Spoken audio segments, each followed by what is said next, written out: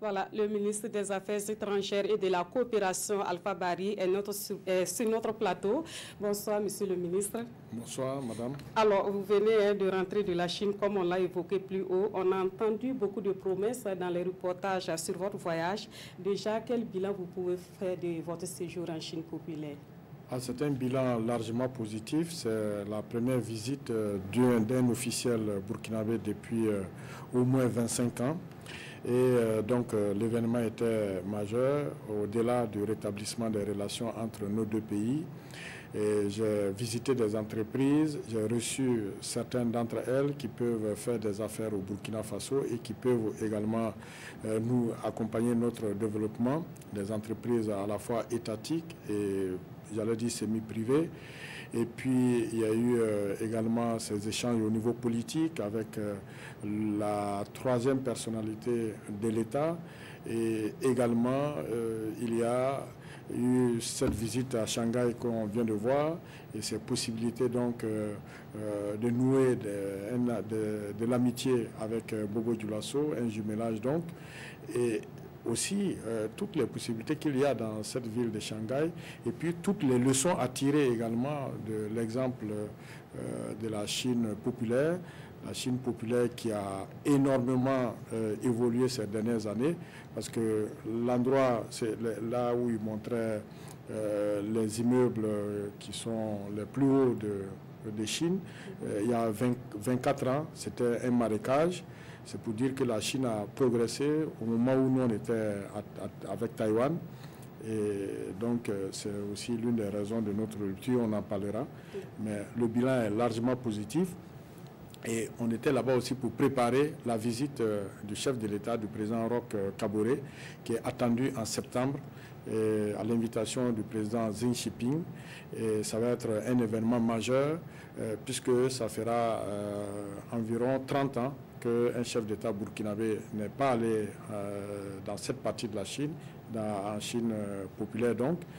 Et il va pour une visite à la fois bilatérale et pour le forum Chine-Afrique.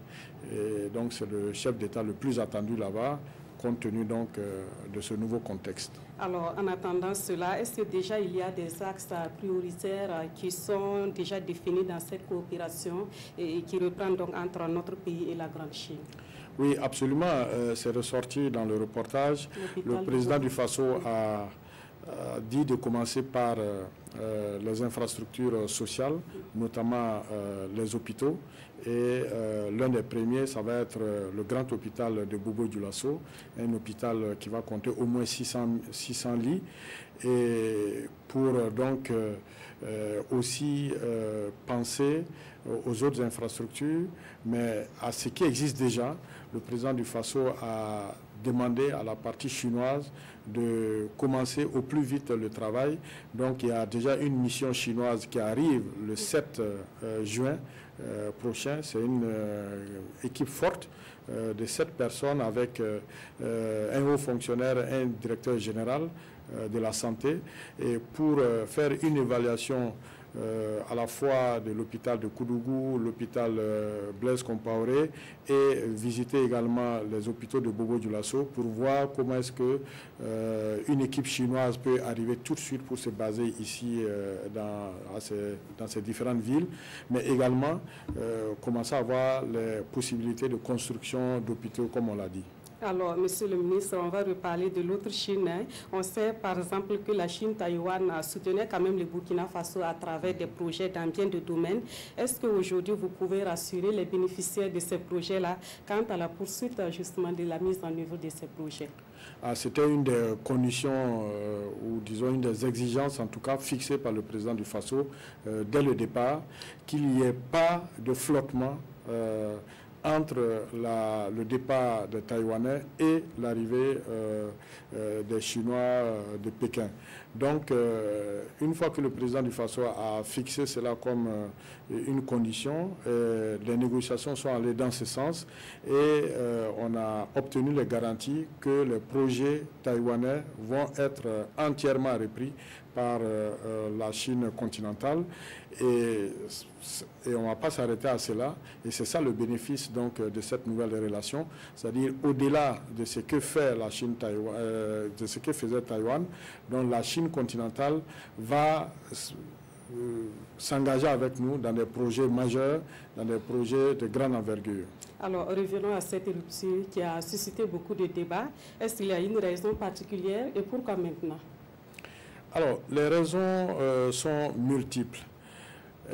Vous savez, lors de la commission mixte de 2016, nous avons le Premier ministre Paul Kaba-Thiéba nous a demandé d'introduire 5 nouveaux projets de l'ordre de 20 millions d'euros, c'est environ 13 milliards de francs CFA, de soumettre ça à la partie taïwanaise, mais on n'a pas eu un écho favorable. Et à partir de là, le président du FASO a dit de faire une analyse froide de cette coopération avec Taïwan. C'est ce que nous avons fait en comparaison avec les autres partenaires que nous avons, mais aussi en comparaison avec les autres pays qui sont avec la Chine continentale. Et de cette analyse froide, il est ressorti 2-3 choses. D'abord, que le niveau de la coopération n'est pas au niveau non seulement souhaité pour les besoins que nous avons et pour les ambitions qu'on avait pour le PNDS et même pour la suite.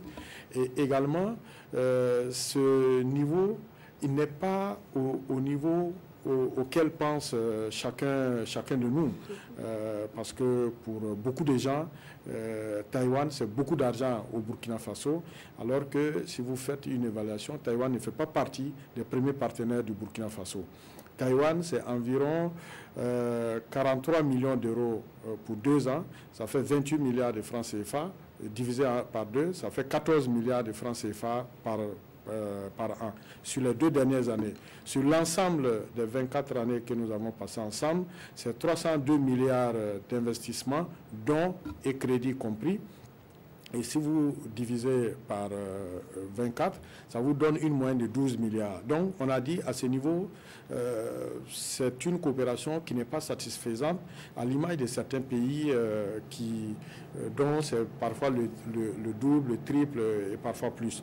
Mais c'est vrai que c'est gênant de parler comme cela en chiffres quand on est dans le cadre d'une amitié et de coopération, mais nous avons aussi des devoirs vis-à-vis de notre population. Et l'autre chose, c'est qu'au niveau régional, Taïwan était devenu un facteur bloquant à la fois pour nous-mêmes, parce qu'il y a des projets ou des programmes régionaux dans lesquels on est exclu. Par exemple, l'intervention de la Chine continentale au niveau du G5 Sahel, ou encore la boucle ferroviaire. Et puis, il y a des projets où on constitue un facteur bloquant pour les autres. C'est-à-dire on est exclu de certains projets régionaux, ou en tout cas, à cause de nous, certains projets régionaux n'arrivent pas à se faire parce que la plupart de ces projets sont entièrement ou partiellement financés par la Chine continentale. Donc il y a tout cela. On peut citer encore beaucoup d'autres raisons. C'est les raisons diplomatiques, les raisons politiques. La Chine continentale, c'est un grand pays qui est au Conseil de sécurité. Et puis, il y a les entreprises chinoises qui sont les numéros 1 mondiaux. La plupart des entreprises de la Chine continentale c'est les grandes entreprises qui s'imposent aujourd'hui, qui peuvent bien travailler au Burkina Faso. Mais si on a cette relation diplomatique, elles peuvent avoir l'accompagnement de leurs banques, donc des prêts concessionnels qui peuvent donc permettre d'engager des projets d'envergure. Ça nous a beaucoup manqué. Alors, on vous aura bien compris donc sur les raisons de cette rupture. Très rapidement, Monsieur le ministre, à quand l'ouverture des représentants diplomatiques à Ouagadougou et à Pékin? C'est le plus rapide possible. Aujourd'hui même en Conseil des ministres, parce que le président du FASO a dit de ne pas perdre du temps. Et il a mis la pression à la fois sur nous comme sur la partie chinoise. Et aujourd'hui même en Conseil des ministres, on a décidé de l'ouverture de l'ambassade, de notre ambassade à Pékin. Et l'autre partie va faire la même chose dans quelques jours. Il y a une mission qui va arriver pour donc rechercher les bâtiments pour l'ouverture de leur ambassade. Merci beaucoup, Monsieur le ministre. Nous recevons donc le ministre Alpha Bari des Affaires étrangères et de la coopération qui est venu donc parler de la reprise des relations entre le Burkina Faso et la Chine continentale.